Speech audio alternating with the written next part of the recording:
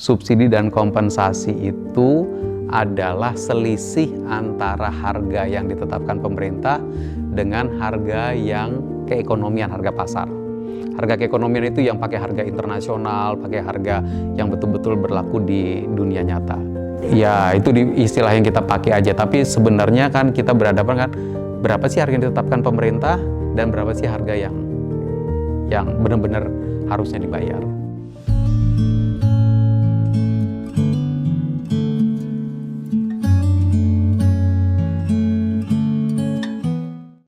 Selamat datang, kita bertemu lagi dalam podcast Suara Suwanazara. Pada hari ini saya mendapatkan tamu 2 orang mahasiswa-mahasiswi dari Politeknik Keuangan Negara, Sekolah Tinggi Akuntansi Negara atau yang sering kita sebut dengan PKN STAN.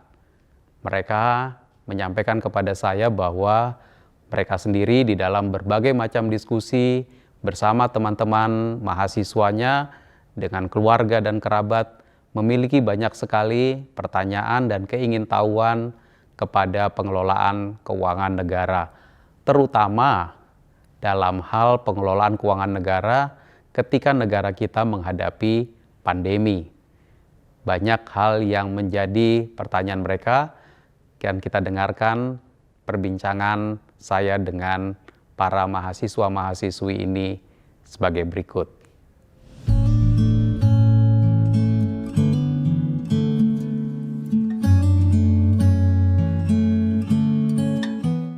Iqbal dan Mika, oke, coba gimana ceritanya? Kalian berdua mahasiswa STAN? Betul Pak, kalau Iqbal dari Diploma 3 Manajemen Aset Pak. Diploma 3 Manajemen Aset. Kalau Mika dari Diploma 3 PBB Penilai. PBB? Penilai, Pajak Bumi dan Bangunan. Jadi itu program studi? Masuk ke jurusan pajak.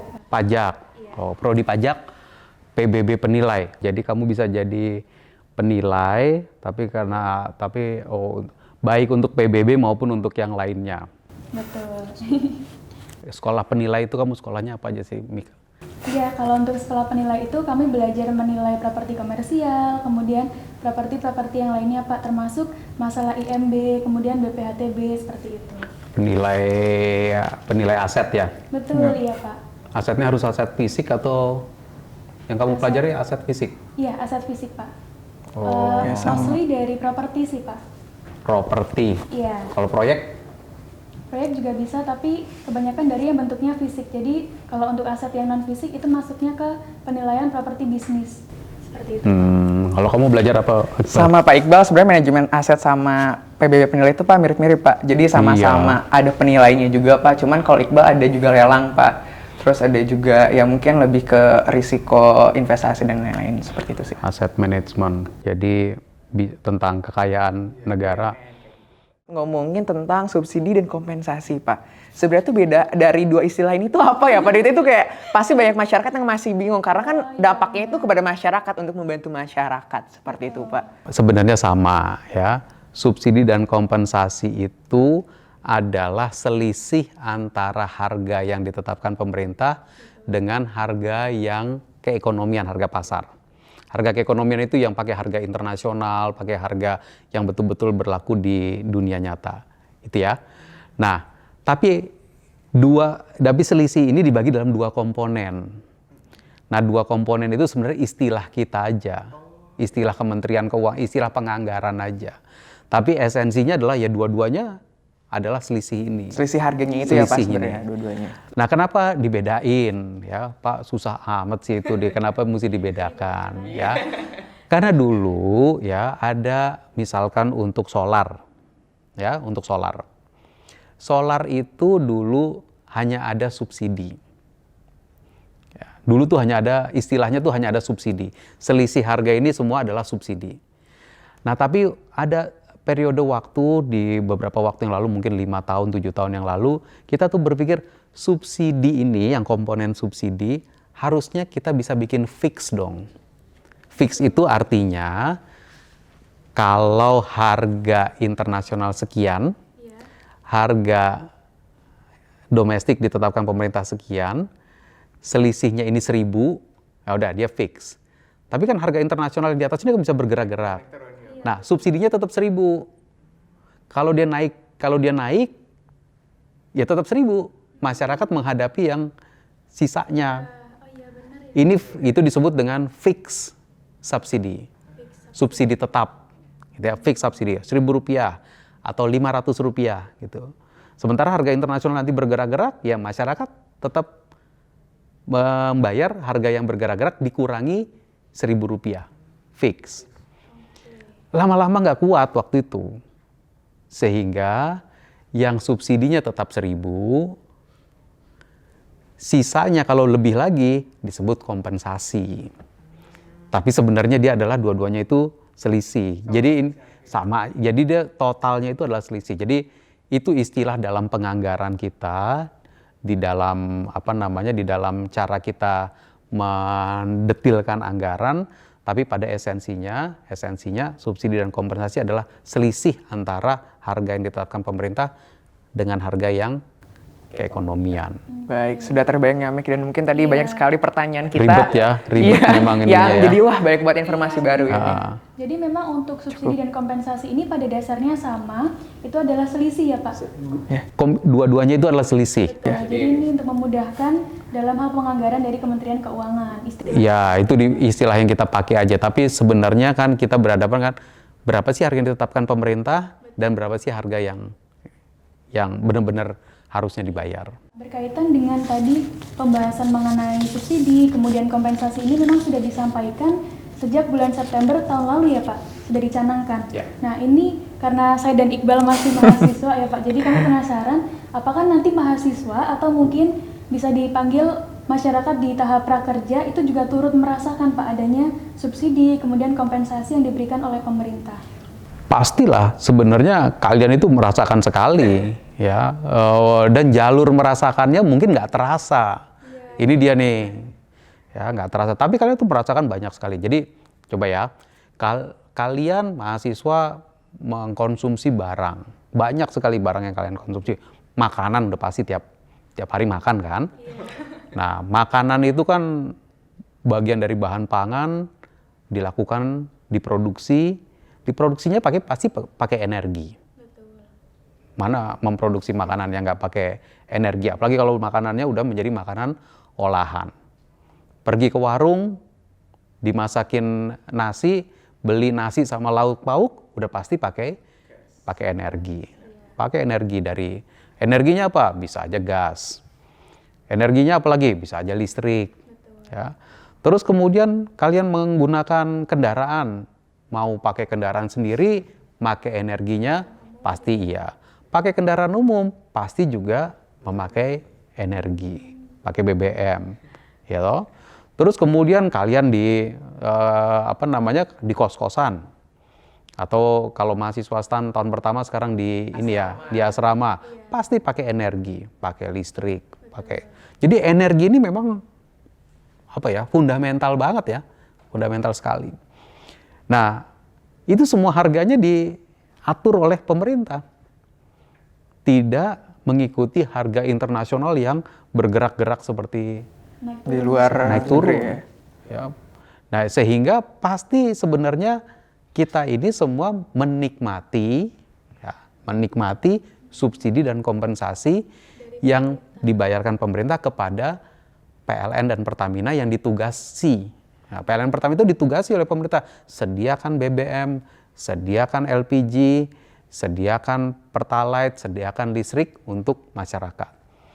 Nah, kayak Pertamina itu dia bilang, oh yang di subsidi dan kompensasi yang Pertalite, solar, LPG tabung 3 kg yang hijau, ya, tabung melon itu. LPG ada yang tabung lain nggak? Ada yang tabung ungu dan biru. Yeah. Nah, itu disubsidi nggak? Itu nggak disubsidi. Hanya yang tabung 3 kg yang melon yang ada subsidinya. Harganya jadi jauh lebih murah per kilogramnya. Tapi kan ini hanya 3 kg. Kalau yang tabung biru kan 12 kg. Nah, jadi kalau pakai tabung melon pasti sebenarnya ongkos produksinya lebih murah dong. Kalau ongkos produksi lebih murah, harga jual barangnya juga pasti lebih murah. Harga gorengannya lebih murah, harga nasi gorengnya lebih murah, harga soto ayamnya lebih murah gitu kan. Nah, jadi pasti sebenarnya udah menikmati, cuman mungkin nggak terasa langsung. Artinya sebenarnya manfaat dari APBN itu ya ada di masyarakat. Menyeluruh gitu ya Pak? Ya kalau yang disubsidi adalah energi menyeluruh. Tapi jangan salah ya, kita juga yakin bahwa subsidi yang paling benar adalah subsidi kepada masyarakat yang tidak mampu. Bukan subsidi kepada barang tertentu. Kenapa? Kalau subsidi kepada barang tertentu, kemungkinan dia salah sasaran itu lebih besar. Jadi ini ada dimensi lain nih. Tadi kalau saya mengatakan bahwa APBN bermanfaat melalui pemberian subsidi dan kompensasi, itu benar, namun kita sebenarnya punya cara lain kalau kita benar-benar ingin membantu yang paling tidak mampu. Ya, jadi kita bisa bilang begini, boleh nggak sih sebenarnya ngasih subsidi itu? Boleh banget. Secara moral, boleh. Secara agama, boleh sekali. Dianjurkan malah ya Pak. Dianjurkan. Secara teori ekonomi, boleh. Tapi kalau mau memberikan subsidi ke siapa? Berikanlah subsidi kepada yang miskin dan tidak mampu. Keluarga rentan. Ya, keluarga yang miskin dan rentan. Rentan miskin tuh artinya, rentan miskin sama miskin bedanya apa? Mungkin kalau yang rentan miskin itu masih belum masuk ke klasifikasi miskin, tapi ada potensi buat masuk ke sana ya Pak ya. Jadi kalau yang miskin itu berarti dia, ini ada garis, yang di bawah, hidup di bawah garis itu, garis ini nih garis kemiskinan disebutnya. Kalau di bawah itu berarti dia miskin. Tapi yang pas di garis kemiskinan itu sama yang di atasnya sedikit tuh ya bedanya beti aja gitu, beda-beda tipis. Beda tipis. Ya, dia ini kelompok yang rentan masuk ke garis kemiskinan. Apalagi kalau dia bukan hanya turun, tapi garis kemiskinan ini bisa nggak berubah naik. Begitu dia naik, nah maka kelompok yang pas di bawah sini tiba-tiba jadi miskin. Gara-gara garis kemiskinannya yang naik. Itu kelompok rentan. Kan garis kemiskinan itu kan juga bisa tergantung harga barang. Nah, jadi kelompok rentan ini juga harusnya kita lindungi. Nah, subsidi harusnya kan kita berikan kepada yang miskin dan yang rentan. Kalau subsidi diberikan kepada solar, nah kita bisa nggak nyetop orang mengisi solar?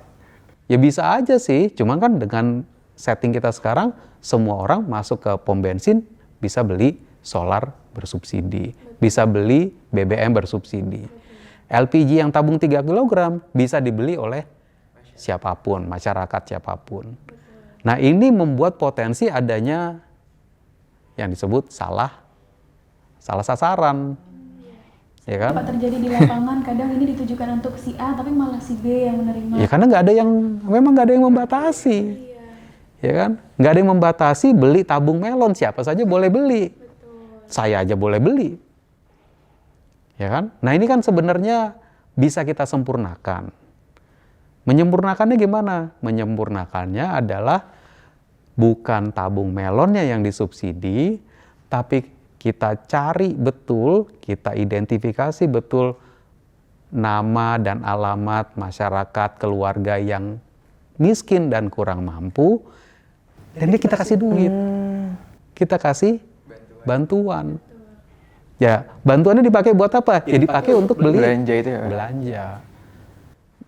Jadi APBN-nya bisa tetap mengeluarkan subsidi, tapi dengan setting yang berbeda. Nah, ini yang tujuan jangka menengah kita. Nah, tapi memang sekarang beberapa komoditas itu sangat-sangat penting buat kehidupan masyarakat ya.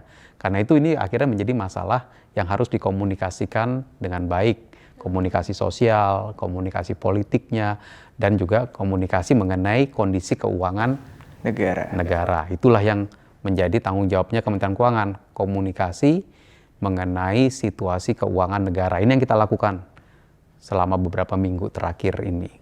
Jadi, Pak, berkaitan dengan subsidi dan juga kompensasi ini, itu tentunya Kementerian Keuangan juga akan berkoordinasi ya Pak dengan kementerian-kementerian lainnya. Iya. Itu kira-kira pola pengawasannya seperti apa ya Pak? Ya, subsidi dan kompensasi ini kan jadi untuk barang-barang yang bersubsidi itu yang memproduksi Pertamina dengan PLN.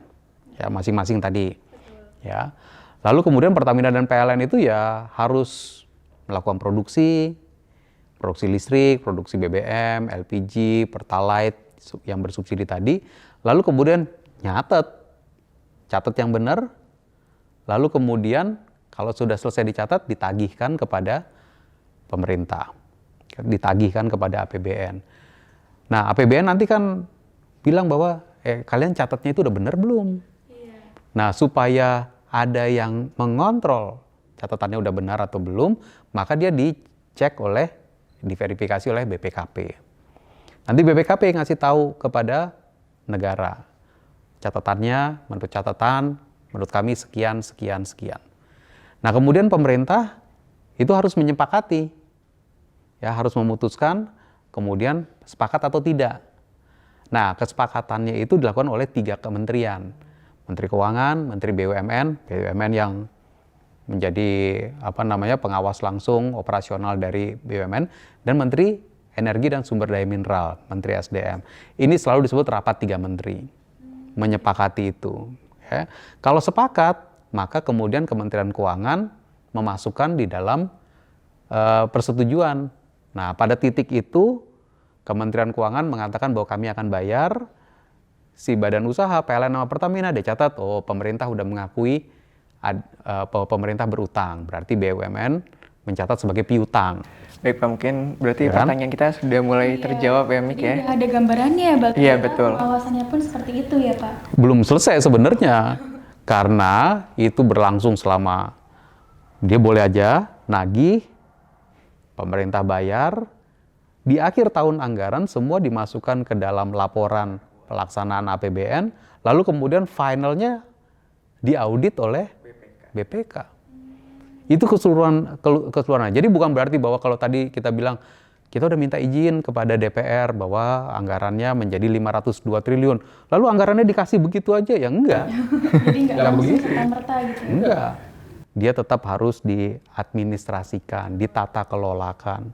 Ada governance-nya si badan usaha, penagih kepada pemerintah, pemerintah melakukan verifikasi melalui BPKP, persetujuan 3 menteri, lalu kemudian pembayaran dan audit di akhir tahun anggaran. Itu komplitnya itu kira-kira.